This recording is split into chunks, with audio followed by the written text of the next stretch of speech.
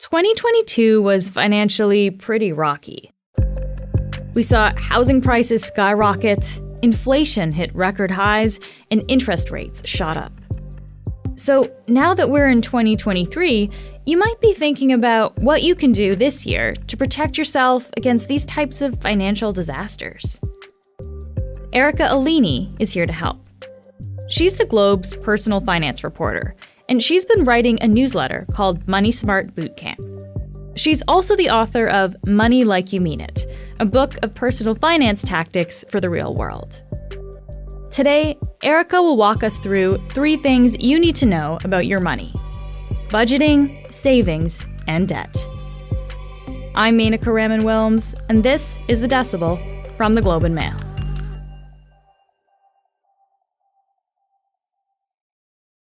Erica, thank you so much for joining me today.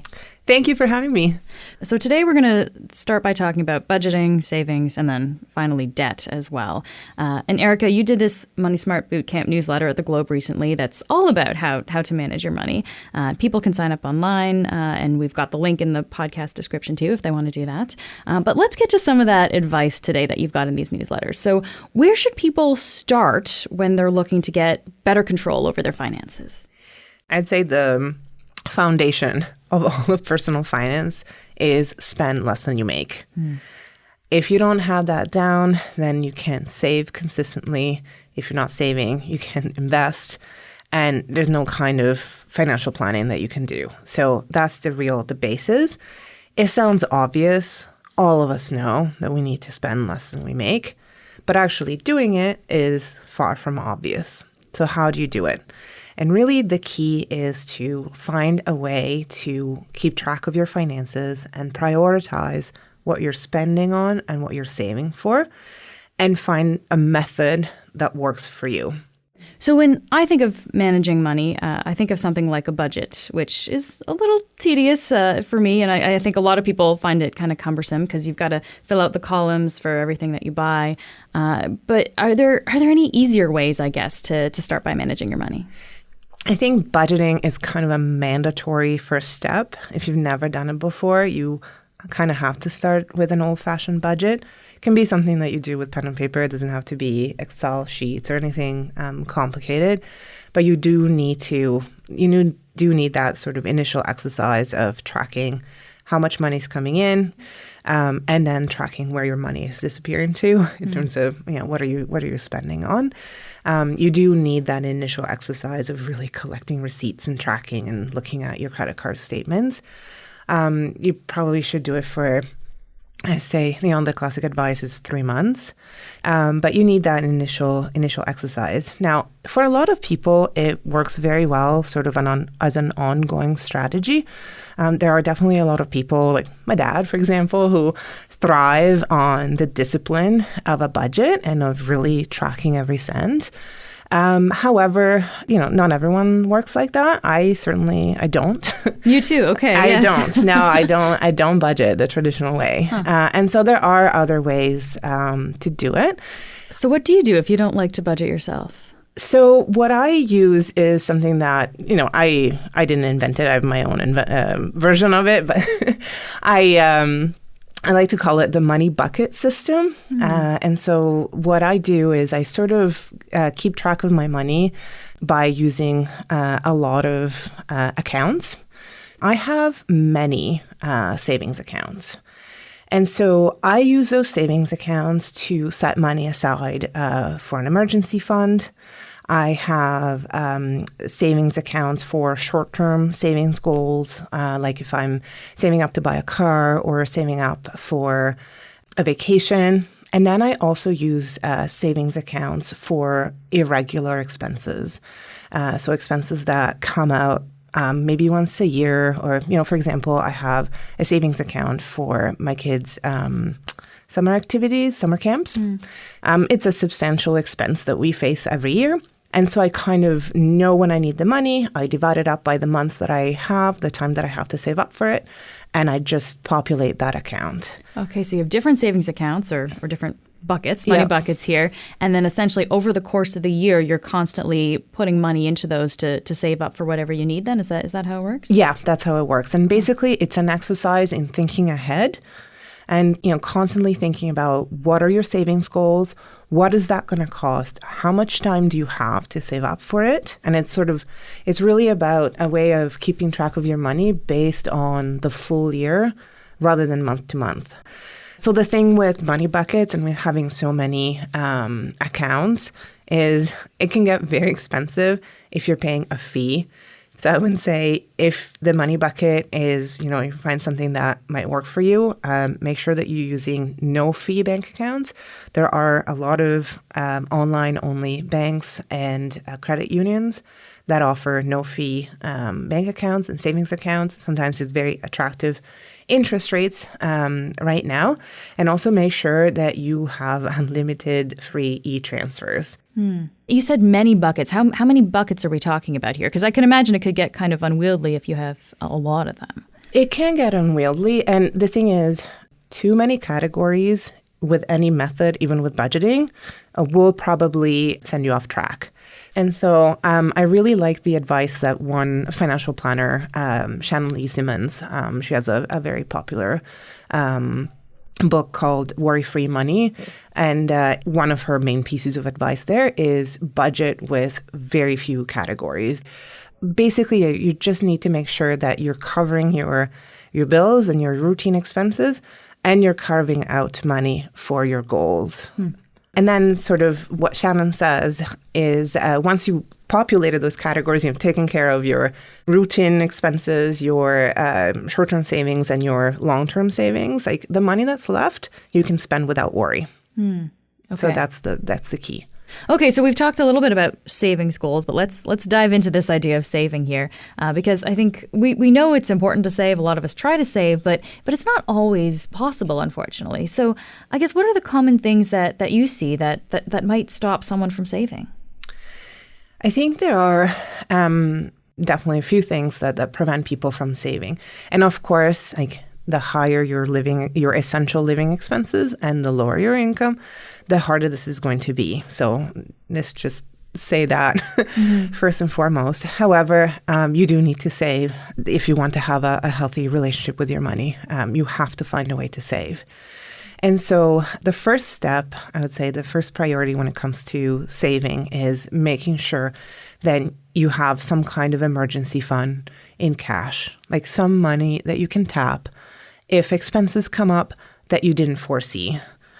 There is no scenario in which you go through life without financial emergencies. I once calculated how often I would run into an unexpected expense, and over 3 months, my average was 3 unexpected expenses per month. Really? So, what kind of things came up, Erica? Like, I'm just curious. What are the things that you didn't necessarily plan for that are those financial emergencies? I think back then, 3 examples was where a branch fell on our car.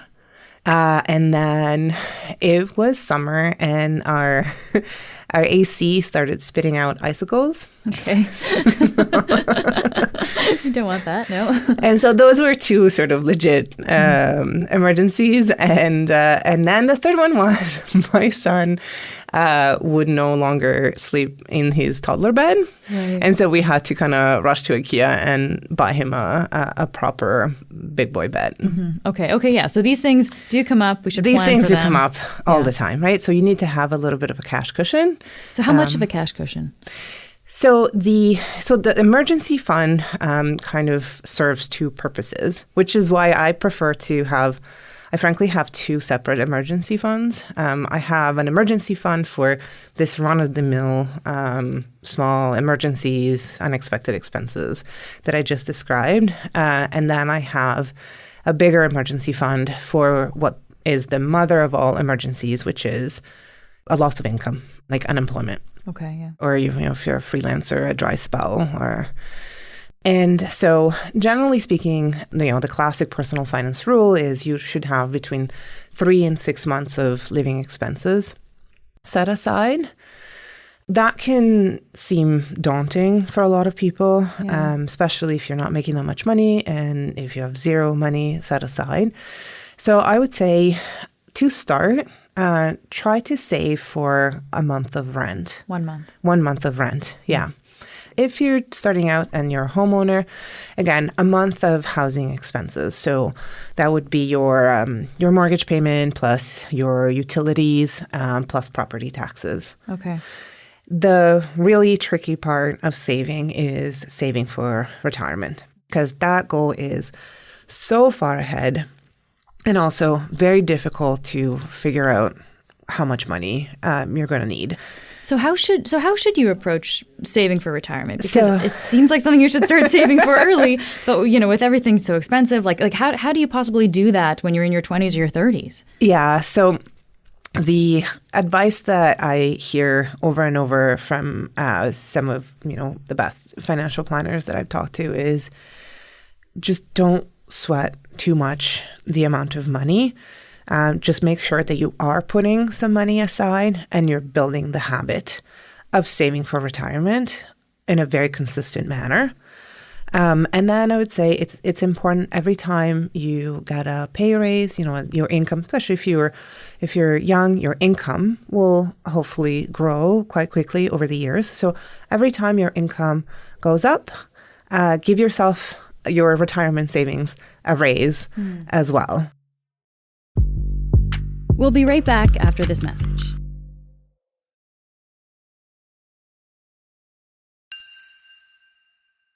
We've talked about a lot of savings here, Erica, so there's a lot to save for.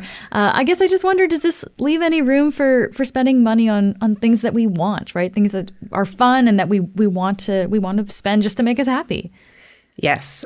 So I say fun spending is really important, and I might be chastised by some listeners here, but no, my position is your budget has to have a little bit of space for fun spending, because not having any fun is not sustainable in the long run. Now, how much fun, right? Like that's the key, right? And so the thing is, have fun, but you really need to be selective and mindful about what you're spending money on. So when you're looking at your fun spending, figure out what kind of expenses bring you the most joy and cut out the rest. So does a latte a day make you absolutely happy? Is that the highlight of your day right now? Have your latte. There's an avocado toast. Is that a great treat for you? Have your avocado toast. But you can't have your latte and your avocado toast and your scented candle and craft beer. You can't have it all. So it's just a matter of being selective and mindful rather than about depriving yourself. All right. Another really important aspect of money is, of course, debt, which can frankly be really scary for a lot of people. Erica, should people avoid debt at all costs? So there is a strain of personal finance that preaches complete debt avoidance. I think that that's kind of unrealistic for most people these days. So unless you come from a very privileged background, you are going to have to take on some debt just to pay for your education. And you will certainly have to take on a significant amount of debt if you want to buy a house. So people are going to need eventually to take on some debt. So when they do that, I guess, what are the main things that people should understand about it? Yeah, so where I like to put the emphasis is not so much on avoid debt at all cost, but get to know your debt. Like, debt is not created equal. There's all kinds of ways of borrowing. You really need to be a debt connoisseur and borrow in a way that makes sense for you, that will make it as easy as possible for you to repay your debt. So the first thing to look at is the interest rate. So how much will it cost you to borrow? And most people know to look at the interest rate, but sometimes it pays to go a little bit further than just looking at the number and that percentage. First of all, understand whether you're looking at a simple interest rate or compound interest rate. And compound interest rate is when you're paying interest not only on your principal, but on any unpaid portion of the interest. So it's interest on interest. You're paying a little bit more there, yeah. And it can really add up. And the other thing is beware of what I like to call hidden interest.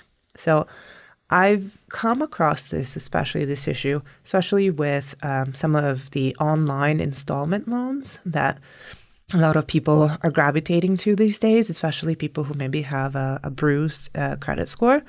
And a lot of the time, these loans are advertised as being so much better than payday loans. But then when you look at the contract, you'll see that there's a processing charge. And then there's optional insurance for if you miss a payment. There's all kinds of other options that, maybe you can opt out of if you know to do that. And some you can't. And that's also your cost of borrowing, right? It's not just what the lender is calling interest rate. So always look for something called the APR. What's the APR? The annual percentage rate, which is a standardized way of showing you your overall cost of borrowing. Okay. The other thing I would say about debt is to think about your repayment timeline.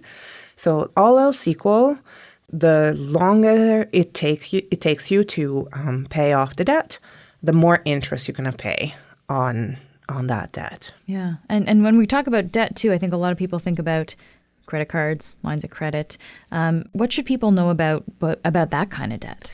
So I would say one feature of those forms of debt that is very attractive for a lot of people is the flexibility. So I think almost everyone is familiar with how a credit card works, but lines of credit are very similar. So you only, up to a certain limit, of course, you're allowed to borrow only as much as you want. And as you repay that amount, you free up room to borrow again. So very, very similar in that respect. And the ability to borrow only what you need is attractive. Like it can come in very handy, whether you're a student or you're doing a home renovation where you're not really sure what your living expenses are going to be or what your final costs are going to be for that renovation. That is very handy. But flexibility is a double-edged sword. So when it comes to repaying that debt, you also have a lot of flexibility. You can make minimum payments, both with credit cards and with lines of credit. And that for a lot of people is a psychological trap that leads them to kick the can down the road. They keep making minimum payments. They keep adding to their credit card or line of credit. And lo and behold, they end up in a debt hole that they can't climb out of. So that flexibility can be both attractive and helpful, but also dangerous. Yes. Just before I let you go here, Erica, given the year we're looking at for 2023, difficult financial times, potentially going into a recession even, what advice would you give to people to help them weather this turbulent financial time? So I would say if you're still struggling with the spend less than you make concept, find a budgeting method or a method of tracking your money that works for you and experiment a little bit. It may be budgeting. Lots of people thrive on the strict discipline of a budget. It may be the money bucket, and it may be maybe one of the budgeting apps that sort of populate your budget on their own and take a lot of the legwork out of budgeting. It really depends a lot on your lifestyle and your personality. So figure out a method that works for you. And I would say it's super important to really sort out your financial priority for 2023 once you've made sure that you have an emergency fund. Even if you have to stop your retirement savings for a little bit, do so and build up your emergency fund and then resume. And I would say whatever you do, do not cut out all the fun. Maybe you have to find ways to have fun that are cheaper, but put some thought into how are you going to have fun. So keep the fun as part of it. That's a great note to end on.